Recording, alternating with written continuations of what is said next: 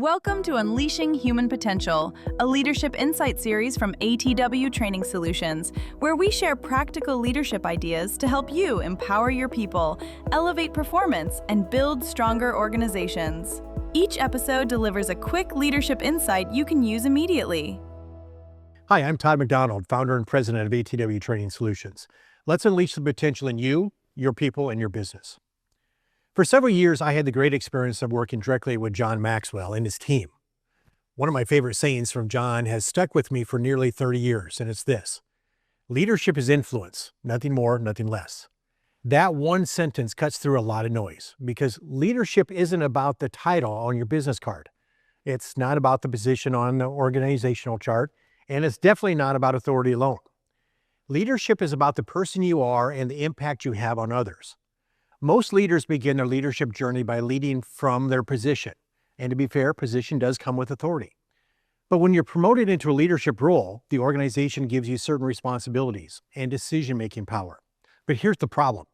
Leading from position may get short-term results, but it rarely creates long-term commitment. People may comply, but they won't fully engage.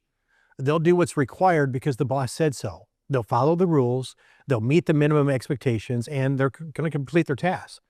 But they're not necessarily bringing their best thinking, their creativity, or their energy to the work. Real leadership begins when you evolve beyond your title and start leading through relationships.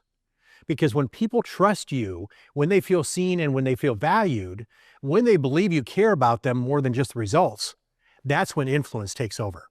Let me give you a simple example. Imagine two managers leading similar teams in the same organization. The first manager leads primarily from position. When something needs to be done, they say things like, "Hey, I need this report by Friday," or "Make sure this project is finished by the end of the day." The team will complete the work because they have to. The boss asked for it. Now the work gets done, but the energy is low. People aren't particularly motivated. They're simply complying. Now consider the second manager. This leader still holds people accountable, but they've invested time building relationships. They know their team members' strengths. They check in regularly. They ask questions like, "How can I support you?" or "What's one skill you'd like to develop this year?" When that leader asks the team to take on a tough project or push through a difficult deadline, the response is different. The team leans in, not because they have to, but because they want to. And why do they want to? Because influence has been built. And one of the most powerful ways to build that influence is often overlooked. It's by developing others. Because when you invest time in people, coaching them, mentoring them, helping them grow, you send a very clear message that you matter, your growth matters, your future matters, and your contribution matters. And when people feel like they matter, something shifts. They become more engaged, they're more committed, they're more willing to listen and collaborate. They're more likely to step up, take initiative, and go that extra mile, especially when things get difficult. I remember working with a leader who made this principle a daily habit. Every week, he set aside time to meet with one member of his team, not to review metrics or performance reports, but simply to talk about their development. He'd ask questions like, "What are you learning right now? What's a challenge you're facing?" Or "How can I help you grow in your role?" Those conversations didn't take long, maybe 20 or 30 minutes, but their impact was huge.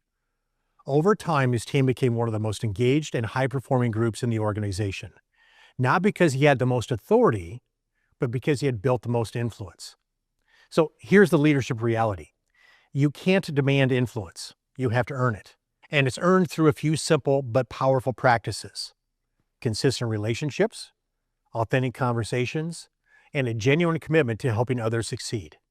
Because influence grows when people trust your intentions. It grows when your team knows you're invested in their success, not just the success of the project. So if you're leading primarily from your position, ask yourself this question: am I relying on my title, or am I building real influence? Because titles may open doors, but relationships move people. And when people trust you, they believe in you, and they see you invested in their growth, your influence grows naturally. That's leadership. Nothing more, nothing less. Thanks for listening to Unleashing Human Potential, a leadership insight series from ATW Training Solutions. For more leadership insights and resources to help you develop your people and strengthen your organization, visit atwtraining.com. Until next time, keep leading, keep growing, and keep unleashing human potential.